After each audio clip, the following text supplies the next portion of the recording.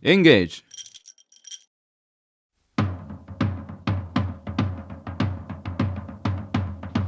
赤レンジャー、5人揃って。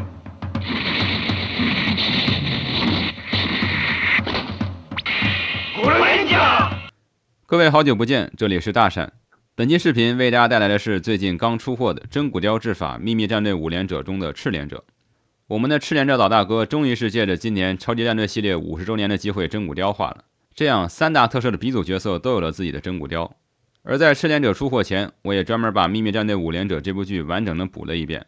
虽然和初代奥特曼以及初代假面骑士相比，五连者的剧情公式化非常严重，而且时代局限性很强，在特摄表现上也没有什么突出的地方。不过我看的还是很欢乐，而且越看越上头，也慢慢理解为什么这部剧在当年会受小孩子喜欢，并拍了足足80多集。赤连者海神纲的演员程之野也在远古特摄火焰超人中扮演火焰超人的人间体假大介，可以说和红色系英雄很有缘分了。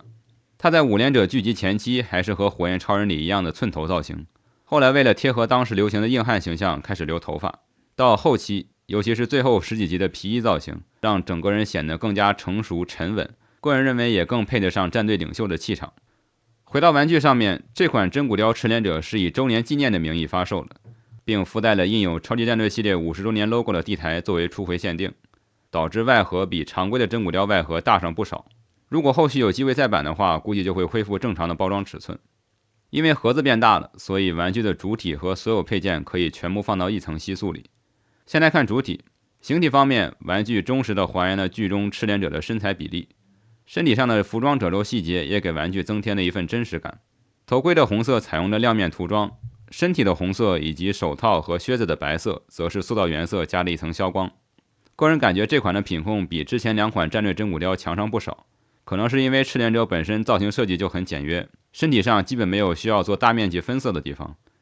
而有涂装的部分，像是头盔两侧的锁扣，身体正面的银色条纹，手套的拉链，腰带和枪套上的细节，以及靴子两侧的图案，都涂得非常规整，没有涂装出界的情况。不过我这只右腿和枪套接触的地方还是有些染色，应该是通病。此外，我发现玩具腰带上的五连者标志做旧涂装并不像官图里那样细腻，笔刷的痕迹有些明显，不过个人觉得还可以，无伤大雅。本款大货最让人糟心的部分，想必各位也能猜到，就是披风了。可以说是玩万代玩具不得不品鉴的一环，又一次的官图和实物不符，又一次的把披风做成了棉被。不过这次披风和主体的连接方式我觉得还挺有新意的，是直接粘到了背上，然后领子那一圈没有固定到脖子处，而是在里面加了用来调整造型的铁丝。这样设计的好处是领子不会影响到脖子和头部的可动，但缺点就是领子不会很服帖，而且显得脖子非常臃肿。此外，每次头部活动完就要重新调整一遍领子，让我这个强迫症非常的难受。希望有手艺人能出一款更轻薄更还原的披风。配件方面，除主体的握拳手以外，还给到了8对手型和2个特殊的右手手型，分别是放松手、4指并拢手、5指张开手、指人手、点赞手、2种样式的武器握持手、持枪手，以及手拿护镜的右手手型，用来还原赤连者从护镜处变出武器时的状态。此外，还有一个单独的右手握手手型，可以和同期出货的真骨雕假面骑士新1号进行互动。剩下的配件就是赤连者在剧中用到的各式各样的武器，像是在每一集里都会用到的鞭子型武器 Ledo Built， 以及其变成了长枪型武器亚力 Built。 可惜的是 Ledo Built 就是用普通绳子制作的，没有用到铁丝，这样摆起造型就会比较麻烦一些。在剧集后期 Ledo Built 的尾部偶尔还会加装一些配件，例如一张大网或者是机械爪，甚至有一集里还变成了装在赤连者小臂上的钻头。要是万代能把这些配件也做出来的话，那就更好了。五连者通用的小型飞行器配件 Body 也有附属，只需把腰带两侧的零件拔下，把飞行器配件插进去就能完成替换。此外还给到了赤连者专属的麻醉枪兼信号枪 Shiriba Shoto 和空枪套的替换零件。说实话，我一直搞不懂万代的脑回路，像这样有手枪收纳需求的角色完全可以做一个完整的枪套，然后直接把手枪放进去。这种用零件替换的方式来还原收纳状态，简直就是脱裤子放屁。不过赤连者在剧里用这把枪的次数非常少，除了拍视频展示，我平常把玩的时候估计也不会专门拿出来玩。最后就是五连者的必杀武器五连者飓风， 11年前 SHF 赤连者 1.0 给的红色带刺球是前42级里使用的必杀武器五连者暴风，真骨雕版给的是从第43级开始使用的升级版必杀武器，大小和形状都接近美式橄榄球，又叫做终结球。当赤连者最终把球踢出后，球的翅膀会张开，之后球会变成和本级怪人特征相反的物品，进而把怪人击败。话说这万代也是够抠门的，明明是2个完整的球，非得分成2个底部共用1个顶部，省下那点钱还不如多给几个配件呢。